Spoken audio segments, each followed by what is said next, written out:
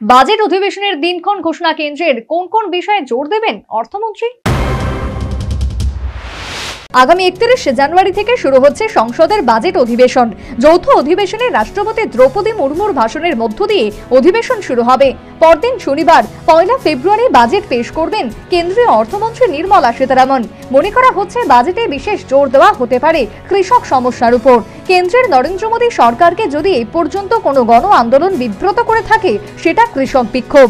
2021 সালে কৃষকদের আন্দোলনের জেরে কৃষি আইন প্রত্যাহারও করতে হয় কেন্দ্রকে, কিন্তু তারপরও সমস্যা মেটানো হয়নি। শোনা যাচ্ছে এরপর পিএম কিষাণ যোজনার বরাদ্দ এক ধাক্কায় অনেকটাই বাড়তে পারে। সূত্রের খবর, কৃষি ক্ষেত্রে আধুনিকীকরণ সংস্কারে যেমন বাজেটে জোর দেওয়া হয়েছে, তেমনি জোর দেওয়া হবে কৃষকদের আয় বাড়ানোর ক্ষেত্রেও।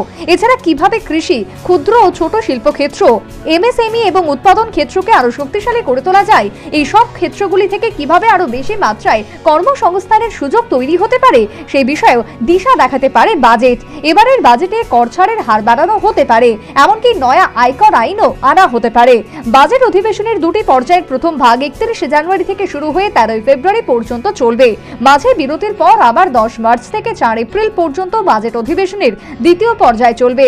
কেন্দ্রের নরেন্দ্র মোদী সরকার তৃতীয়বার ক্ষমতায় আসার পরে এবারে প্রথম পূর্ণাঙ্গ বাজেট পেশ করবেন নির্মলা। সচরাচর সরকার গঠনের পর প্রথম বাজেট সংস্কারমুখী হয়, তবে এবার মোদী সরকার জনমুখী বাজেট পেশ করতে পারে বলে মনে করা হচ্ছে। National bureau report, news vanguard.